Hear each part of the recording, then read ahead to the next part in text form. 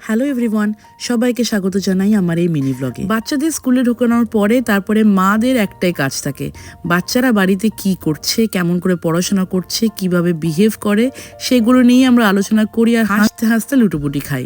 আজকে যখন রেনা স্কুলে ছিল তখন সব মায়েরা মিলে স্কুলের বাইরে আমরা আড্ডা মারছিলাম, আর একটা খুব মিষ্টি জিনিস হয়েছে। যাদের সাথে দেখা হচ্ছে আমার, তারাই আমাকে বলছে তোমার ভিডিওগুলো দেখি খুব ভালো লাগে, ভিডিওগুলোকে মিনি ব্লগ কেন করো, ওগুলোকে বড় কেন বানাই না।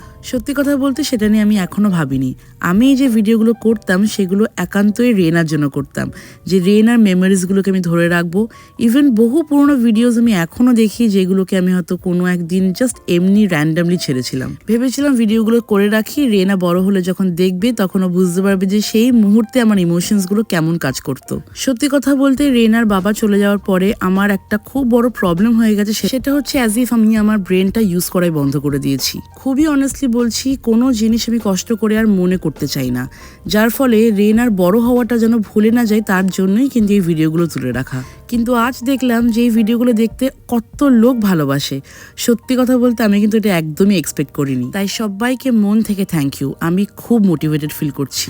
স্কুলের পরে রেনাকে একটুখানির জন্য আমি আমার স্যালনে নিয়ে গেছিলাম, কারণ আমার ওখানে ছিল একটা কাজ, আর মাকেও ডেকে নিয়েছিলাম সো দ্যাট মা রেনাকে মায়ের কাছে নিয়ে যেতে পারে, বিকজ ও খুব টায়ার্ড স্কুলের পরে। রেনা মিমিদের সাথে খেলাধুলো করলো, তারপরে মা যখন ওকে নিয়ে চলে গেল, আমাদের ক্লায়েন্টও চলে এলো, আর আমরা আমাদের ক্লায়েন্টকে ডিল করা শুরু করে দিলাম। আর এখানে আমাদের ক্লায়েন্টের root touch up plus global hair colour হচ্ছিল।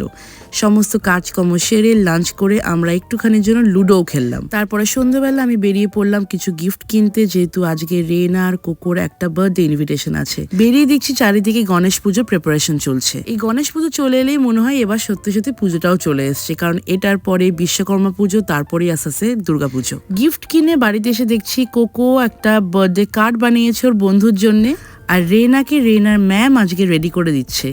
আচ্ছা, এই ম্যাম হচ্ছে খুবই বাচ্চা একটা মেয়ে, সে রেনাকে রোজ পড়াতে আসে 1 ঘন্টার জন্যে, জাস্ট একটু ABCD, মানে সবসময় যেহেতু আমি সময় দিয়ে উঠতে পারি না, রেনার পড়াটা যেন কোনোভাবে গাফিলতি না হয়, তার জন্যই কিন্তু এই ম্যাম আসে। প্লিজ তোমরা এটা কিন্তু কেউ ভেবো না যে আমি পড়াশোনার জন্য খুব প্রেশার দিচ্ছি। আসলে রেনা আমার কাছে পড়তে বসলে ওর হাত ব্যথা করে, ওর ঘুম পায়, ওর খুব অ্যাংরি হয়ে যায়, তার জন্যই এই ম্যামকে রাখা।